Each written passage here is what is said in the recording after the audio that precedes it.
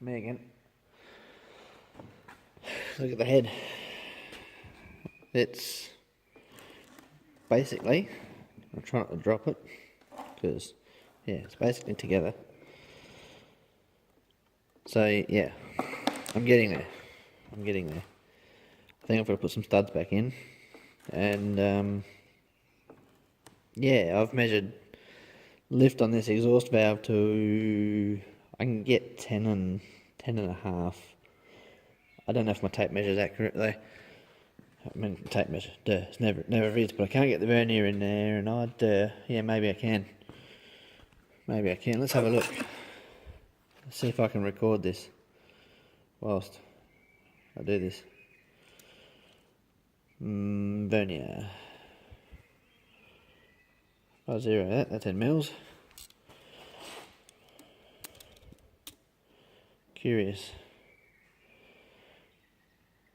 Well, to there I've got 11.27. We're not being too accurate, but... Oh, nearly pushed the head over.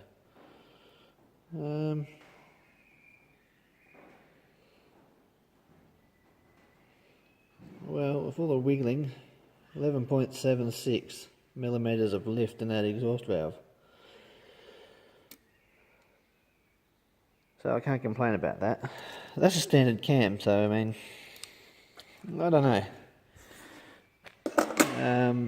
I don't even know what cam. I don't even know what engine. This is a bit of a mystery. This head. Well, it's not really a mystery. I can tell you where I got it from. I can tell you when I got it, and that would be. I'm guessing. Oh hell, what would have been? 19, 18, 19. I don't think I would have been 20. Not a chance. Not a chance. Because I only got this after I got... Oh yeah, could have been. Because I only got this head after I got the brown wagon, because I had a Datsun 910 wagon, 84 model series 2. And I really hadn't had much to do with this sort of engine till I got that. I watched Dad rebuild an L18 for the neighbour up the road. It was only 720, and did always want that ute. My uncle's got one too, but his had the Z22 in it. But so I never really had much interest, I suppose, until I got the Datsun Bluebird with the L20 in it. See, my first car was a Series 3 Datsun Bluebird with a CA20 in it, a different motor, completely different. They actually last a lot longer because it's got a 1.5mm ring, but they're prone to doing head gaskets a bit, and I don't know, probably because of the shit gaskets that we have, like shit aftermarket ones. If it was genuine, I don't think you had an issue. But, so yeah, here it is anyway. Now you can get a good look at it. So yeah. I'm nearly ready to put it back together. I just got to find some stuff to clean it. But let's have a look at some other projects I've got going here. I've got the Suzi running. So this is the Suzi that we got.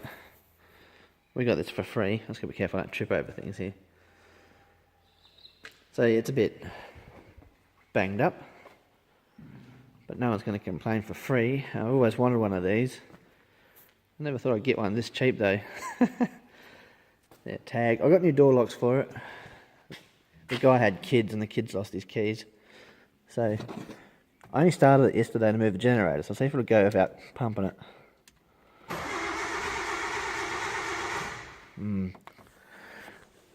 Maybe not. So here we go, I just pumped it twice. It's got stale fuel, it's about, I don't know. He reckons it hasn't gone in 12 months, so it's got 12 months of stale fuel in it. Half a tank of stale fuel. Oh, it's carbide, obviously, because I pumped it. I think, this is really late, I think the next one up's probably fuel injected. So it's a G13B A in this one. So I don't know what you're going to be seeing there, because I'm fighting off the bonnet. There we go. So it goes good. It does about 3,500 revs to 100 k's down the road. But you can see that exhaust manifold's cracked. Broke number 4 right off. So I'm looking for another one, but you can't even get them on eBay. Not the right shape. I could in America, but it was too damn dear. I could get a set of extractors though, so I'm thinking about that option. So there's that. And there's that. That's as far as that's got. That's got slugs in it. All the bottom end's torqued up. I've got the rear main seal in. And yeah, I'm basically at the point of cleaning bits and pieces up. And look what I did. I hid my sump in there after I cleaned it to keep the dust out of it. Like it'll probably need a wipe out and a blow out of the air compressor, just to make sure. But yeah. So, you know, like, this is one of the old bearings out of it. This old main bearing.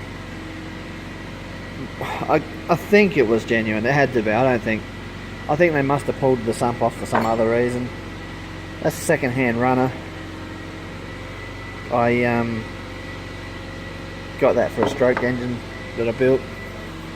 I stroked one of these L20Bs out to 90. I think we got it at 96 mil. So we used a 2.4 litre crank, and it actually ran. Here's the old one. So I think it was genuine.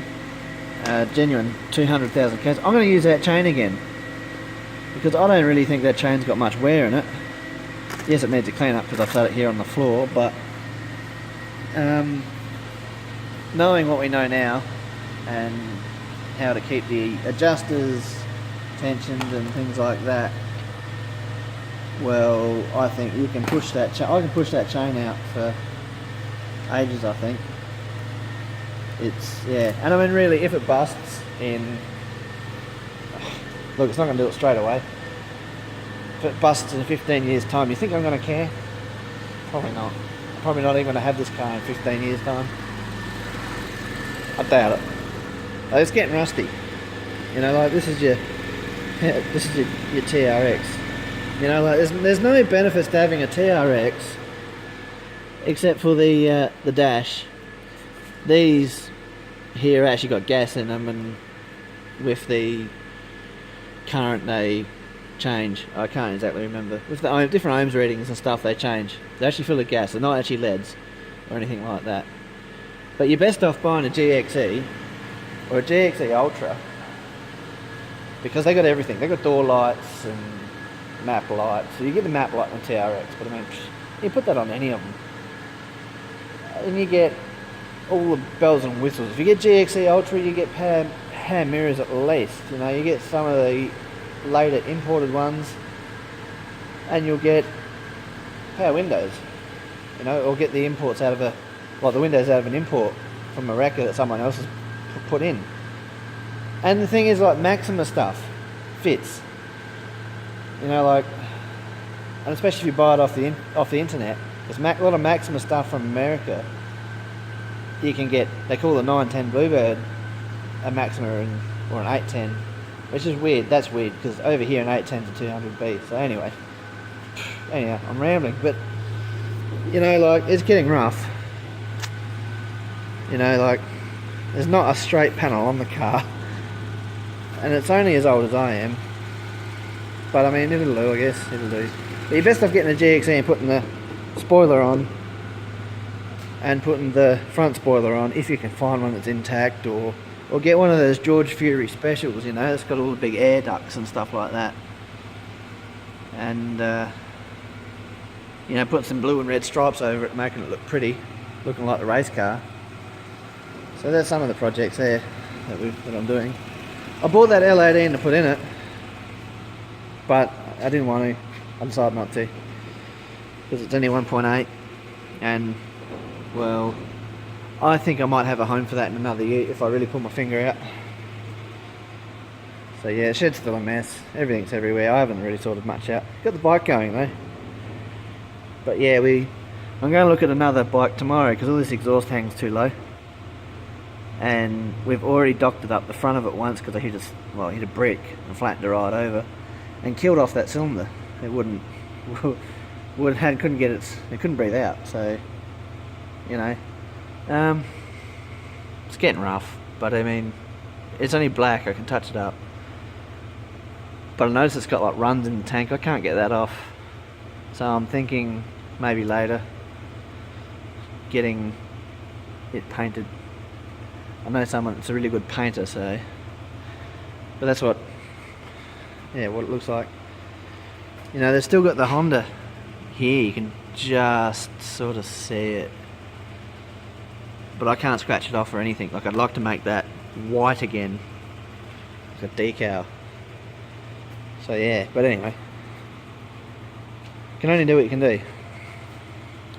Anyway, we've stopped some of the garbage from leaking too. I've got one that weeps a little bit, and then it takes up, and then you don't know about it until you leave it parked for a while. But the only reason we didn't do that one up is because it was a hard one to get to. I had to wash this thing the other day. It was all covered in hydraulic oil. One of the machines at work sprung a leak and covered all the cars in the car park with oil. So yeah, so you got a bit of paint coming off there. But I mean, you know, it is what it is. I mean, it's older than me. So yeah, I still got stuff everywhere. Suzi's idled itself down, so that's quite good. It's running warm. But yeah, power steering, so you got a pump down underneath the air conditioner there. Obviously it's got an air conditioner. I don't know that I actually mentioned this before, but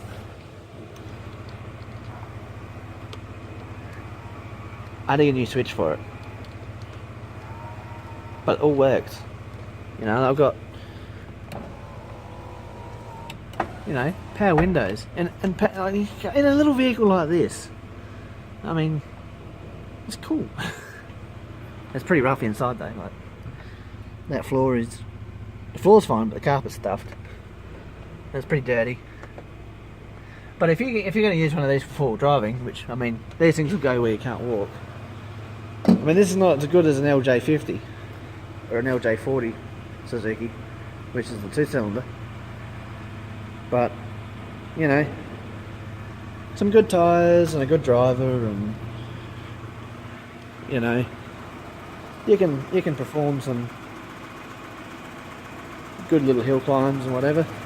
Even the tyres are good. Like, I just can't get over, like, we got this thing for free. All the tyres are legal, and they are only road tyres. Yeah, look at that. These back to a brand new. The spare is even in good nick. You know, like,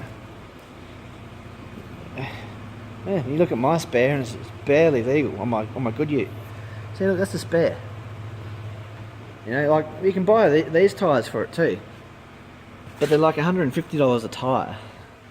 So I don't know that I'm going to do it. See, these are off my Navara, and these, well, when I bought them, were $105 a wheel. So, and you get lots of K's out of them. So I guess I couldn't complain now that the price has gone up to $110.18. Whoop-de-doo. Oh, and the freight. But I guess if you like it and you want to stick to it, you're going to have to pay for it, aren't you? So yeah, I've still got lots to clean up for the Datsun motor. You know, like, there's the oil pump. You can see that she was a dirty old girl, and it's going to go back somewhat dirty too, because I mean, I can get it off, I can get most of it off, and I can get it back together without contaminating anything. But yeah, I don't know. How much time do you want to spend on it? It's not a show car, and it's not going to be like so dirty that an officer can look at it and go, oh, it's a defect, it needs a bath and Regency overhaul, that kind of thing. So I don't know. It's got a broken engine mount still. I'm going to fix that. I don't know how much of this footage I'll use, but we'll see. Anyway. Radio, out for now.